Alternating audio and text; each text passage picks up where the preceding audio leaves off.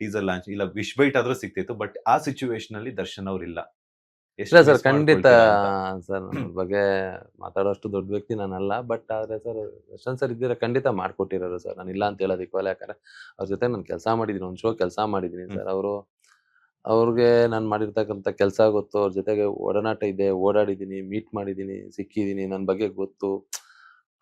ನಾನೇನ್ ಸ್ಟ್ರಗಲ್ ಮಾಡಿದ್ದೀನಿ ಜರ್ನಿ ಗೊತ್ತು ಸರ್ ಅವ್ರಿಗೂನು ಎಲ್ಲ.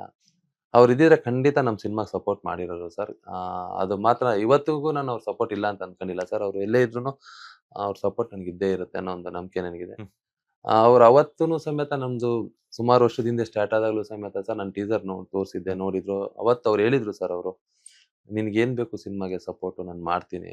ಇದ್ ಹ್ಮ್. ಮಾಡ್ಬೇಡ" ಅಂತ ಹೇಳಿ ಅವರು ಮನೆಯಲ್ಲಿ ಹೋದಾಗ್ಲೂ ಸಮೇತ ಅವ್ರ ವೈಫ್ ಇದ್ದಾಗ್ಲೂ ಹ್ಮ್. ಸಮೇತ ಅವ್ರು ಹೇಳಿದ್ರು ಸರ್, "ನೀನ್ ಸಿನಿಮಾ ತುಂಬಾ ಚೆನ್ನಾಗಿ ಮಾಡಿದ್ಯಾ ಕಣೋ ಟೀಸರು. ನಾನು ಈ ತರ ಇರುತ್ತೆ ಅಂತ ಅಂದ್ಕೊಂಡಿರಲಿಲ್ಲ. ಗುಡ್, ಚೆನ್ನಾಗಿದೆ. ಒಂದ್ ಒಳ್ಳೆ ಪ್ರಯತ್ನ. ಚೆನ್ನಾಗಿ ಮಾಡಿ.